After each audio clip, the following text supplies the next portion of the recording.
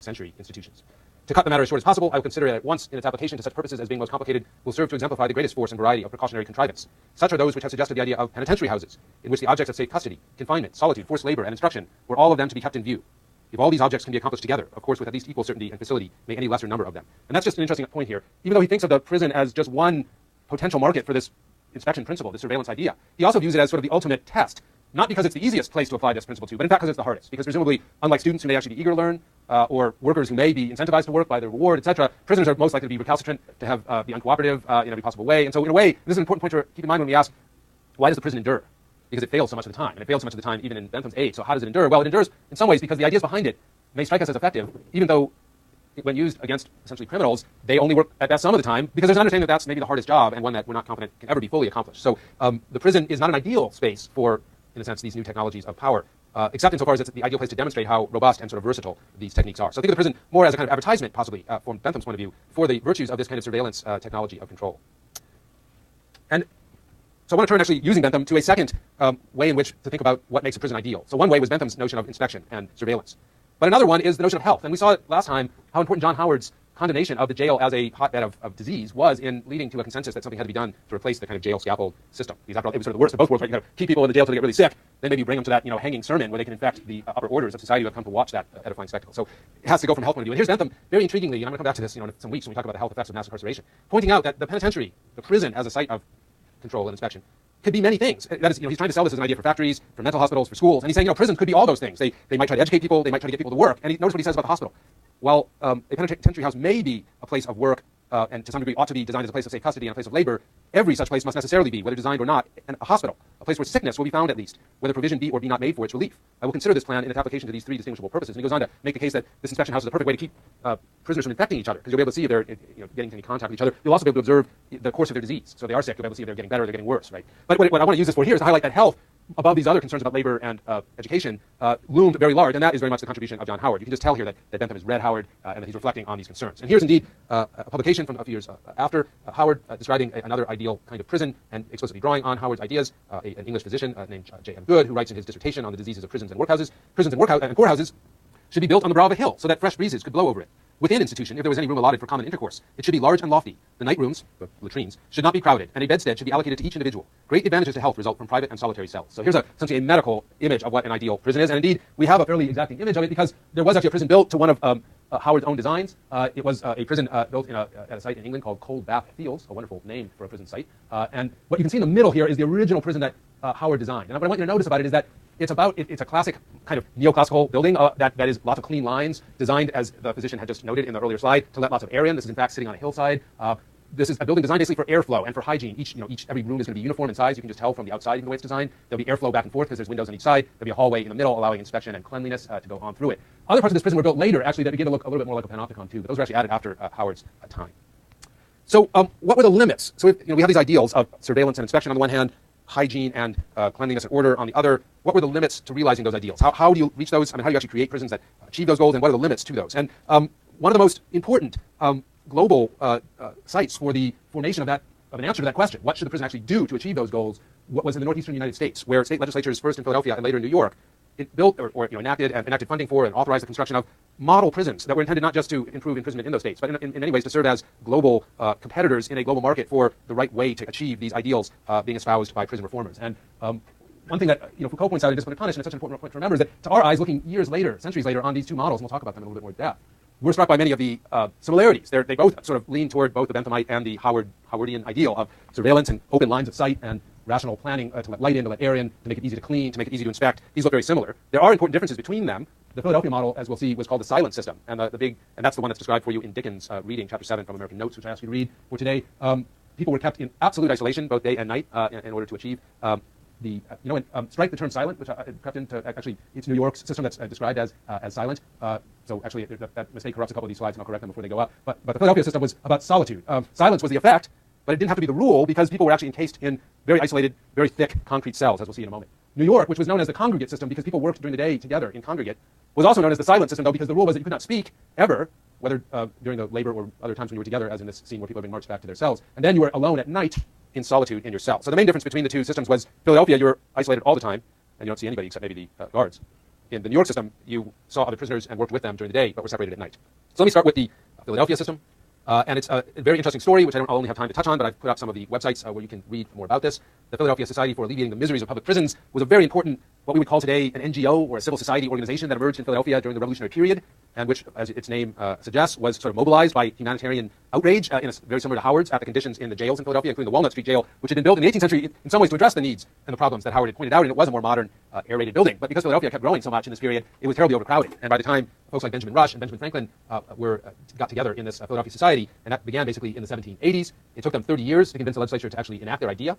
Somebody pointed out, I think it was today, to me in an email that I may have apparently did, incorrectly state in yesterday's lecture that Benjamin Rush was an advocate of the wheelbarrow law. Very much not. As you'll see in a moment, his whole vision, which pointed him toward the prison, the penitentiary-style prison, and particularly the Philadelphia style of solitary prison, was very much anchored in his medical theories that would have made the wheelbarrow system an anathema, and he was certainly one of the critics of it. But this is a very interesting organization. You might think of it as, in some ways, exemplifying both Durkheim's notion that penal change is about value change, right? These are value leaders. People are concerned about humane values, etc. They're also some of the leading political power holders of the day, certainly Benjamin Franklin. Rush is a very interesting person who plays a key role in Philadelphia's life at the turn of the 19th century, both as a prison reformer and a medical professor and a physician who is involved very vigorously in trying to fight the terrible smallpox epidemics that hit Philadelphia repeatedly at the end of the 18th century. But his ideas were formed somewhat earlier when he had recently studied medicine at Edinburgh, as a matter of fact, and I'll talk a little bit about his medical training in a moment. But it was actually after that medical training when, like many successful college graduates of his era, he went to celebrate by hanging out in London for a while. He ran there into Benjamin Franklin, who was sort of the toast of Europe as one of America's ambassadors to Europe. And Franklin persuaded him to go to Paris, where if you wanted to be at all cool and pick up on the latest, newest ideas, you had to go to Paris. And that, in fact, hanging out in Paris with the philosophers and literati, listening to progressive European theories about such issues as crime and punishment, he eventually brought with him back to America the idea basically for the prison. So I want you to just note for a moment, and somebody ought to tell this, this would be a good topic for Rush Limbaugh to pick up possibly. The prison was actually a liberal idea imported from France, right? So it's the epitome of European contamination of American ideas. And while we think of it as a bulwark of conservative values today, it actually begins in these Paris salons as a very liberal idea indeed. Now, Rush, I meant to have a slide here about his theories. Let's see if I do. Am I going the wrong way? Hold on.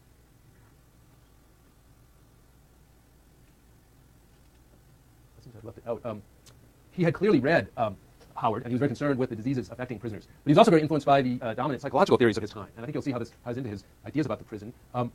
He became convinced that many diseases were the result of nervous excitement, basically a contamination of the world onto the brain, at least as he would have understood the brain in that era, causing essentially a condition of excited nerves, resulting in various physical and psychological maladies. And this was one of his technical inventions that he came up with. He called it the tranquilizer. And as you can see, it's kind of a blinder. And so his basic idea was if it's contamination from the world that's kind of exciting your nerves and making you, we might call in a later era, hysterical or neurotic, then the way to kind of soothe those nerves is to sort of cut off the influence of the outside world. So notice that the patient here is bound to a chair, and he's got sort of blinders on, and I'm not sure, probably given the technology today, it's just dark in there. Maybe a few years later they could have added a beautifully painted scene or something that the light would have brought. You'd be looking at a tranquil scene of a river or a lakefront or something. But in any event, constraint, cutting off of the influence of the external world.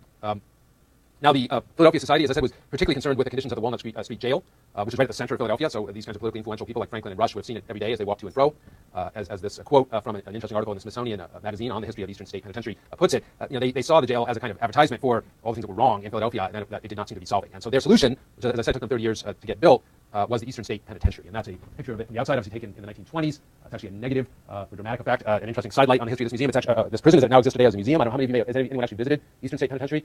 Absolutely, add it to your itinerary the next time you're in Philadelphia. But it's fascinating now on a cultural level. Just a little footnote. A big part of their business as a museum is sort of ghost tours and the theme of kind of paranormal activity, which apparently is a broader theme in prison voyeurism. That's sort of a lot of prisons that are now not being used in the U.S. Some of them at least have been turned into museums, and a big part of it is about ghosts, which is a kind of Michelle Brown, who's a recent writer on the cultural aspects of punishment, points out that this is an interesting legacy of the prison that we sort of associate with ghosts. But in any event, as you can see on the outside, it doesn't look terribly modern. In fact, it evokes themes of medieval solidity and authority, but it certainly, in terms of our principles of orderliness, cutting off, obviously, the potential for atrocity or atrociousness, because you can't see anything. You're looking at something that at least conforms to our ideals of the power of and authority of law. On the inside, as you can see, a design that really has nothing to do with that sort of medieval outside, but which is a much closer, as you can see, in some ways, to Bentham's inspection principle. You've got, in fact, the same wheel, radii, and central axis principle. The difference being that the Philadelphia prison was designed a bit differently, not to have the inspector be able to see everybody or be seen, or for people to be able to not be able to tell who's in the inspection lodge, but to see the lodge. Instead, in the Eastern system, each cell was absolutely opaque,